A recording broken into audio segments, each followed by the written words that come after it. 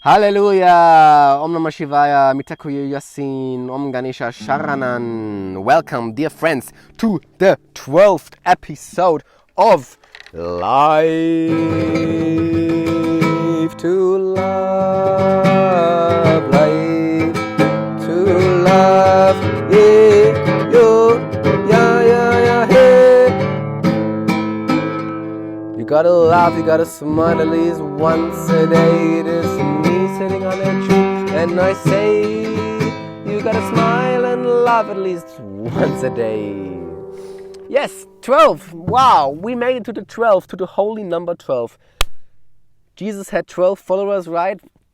And we have 12 star signs, and I think we also have 12 DNA activations, right? They say fully, like, potential of the 12 chords of the DNA activating. And 12 is a really sacred number. And if you divide up a circle into 12, you have a beautiful symmetrical pattern. 3 times 4. So the number 12 is a really, really, really, really, really, really, really magical number. And it's definitely connected to the circle. And now I just removed a tick from my leg. So much about life. I mean, that was a joke for today. So, the number 12.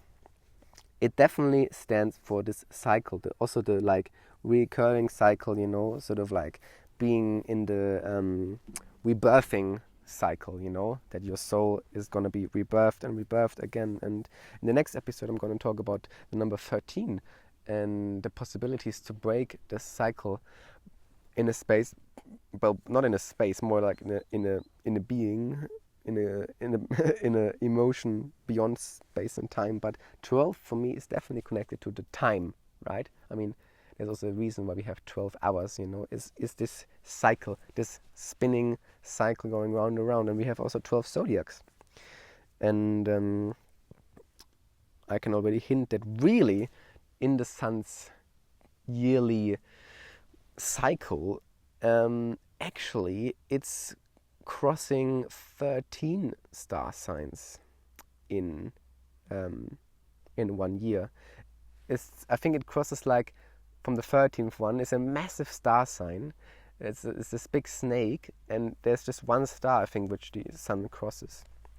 And yeah, you know, it's all just a matter of perspective, really, because I mean there's billions and I mean probably infinite amount of stars, and it's sort of just that from our perspective on Earth we can see sort of certain groups of stars which are together, and then we name them and we make all of these crazy cycles and sun cycles. And again, there's 13 moons, for instance, in 1 year, 13 full moons or new moons.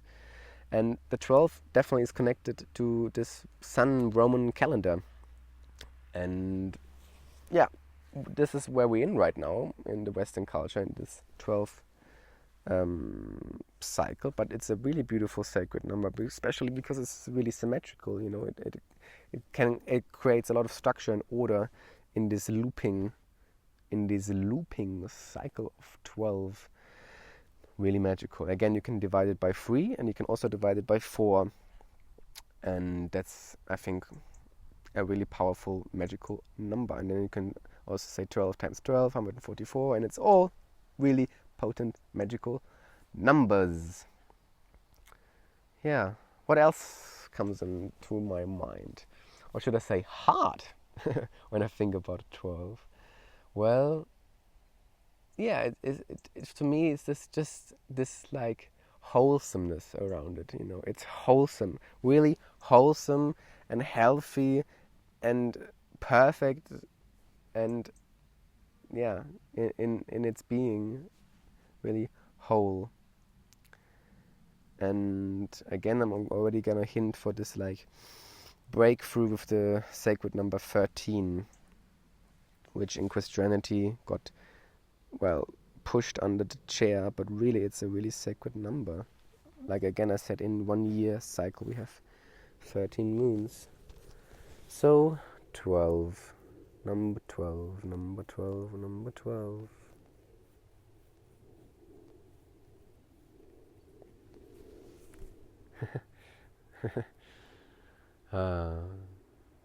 Right now, we're past the autumn equinox, and we have a beautiful sunny day, and now a lot of the birds have wandered south.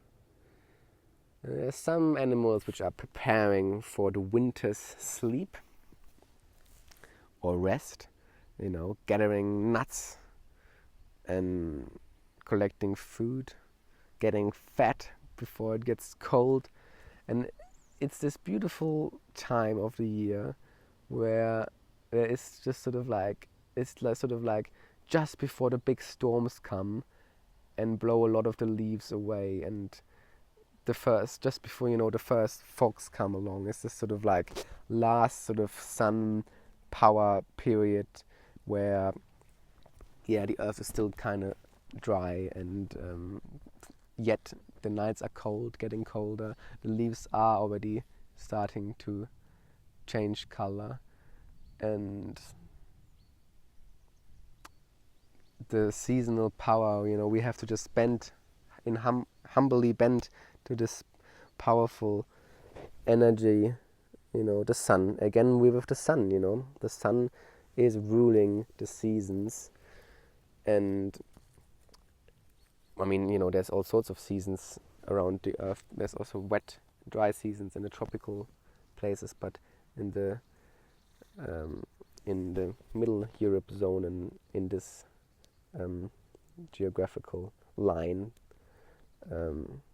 we have the 4 seasons. And again, you can see there's 4 seasons, which comes to 12 months. And we also have this kind of like 12 in the big like celebrations, meaning rituals. So we have the summer equinox, the summer solstice, summer equinox, that's a good new word. The summer solstice on the 21st of June. We have the winter solstice on the 21st of December. So the winter solstice is the longest night, and the summer solstice the shortest night, or the longest day, the longest amount of sun. And then we have the equinoxes, right? 21st of September is the autumn equinox, and 21st of March it is, right? The spring equinox. And these are basically the beautiful balanced days and night where the sun is or the day is just as long as the night, and then it shifts again. And so these are the 4 like main cardinal points. And we also have this during the day. We have the sunrise, we have the sunset, and then we have noon, like the afternoon, sort of around 12 o'clock. Like right now, I think the sun is actually highest at 12 o'clock, and then we have 12 o'clock at midnight. And it's really important, again, similar like the equinoxes and the winter solstice, to really basically, again, I can say the winter solstice is not just one day, it's 12 holy nights of celebration. In Germany we call these Rauhnächte, but basically means smudging nights. And you're supposed to not work during this time and fully look within and be meditative, gain the quality of meditativeness, and just be present with nature. And the ancestors are really close, the animal spirits are really close. In general, the veil through the spirit world is really thin, and it's really important to remain pure and open and clean and connected. And again, you can mirror these 4 big cardinal points of the year to the little ones during the day. It's a really big spiritual practice to like be fully just present and meditative during the sunrise, during the sunset, during midnight, and during the noon of the day. Just to use this time to look within. It's a portal time where spirits can easily communicate to us. I made this experience many times. It's kind of sort of like a portal time that opens up in this 12 cycle. And it's nice to be just to have the awareness of this, that we have these 4 portals not only in the year but also during the day. And really then you can divide this 4 again into another, like you have, for instance, Imbolc, and you have Samhain, and you have Lugisnath, the summer celebration, and then, what am I missing? Beltane, right?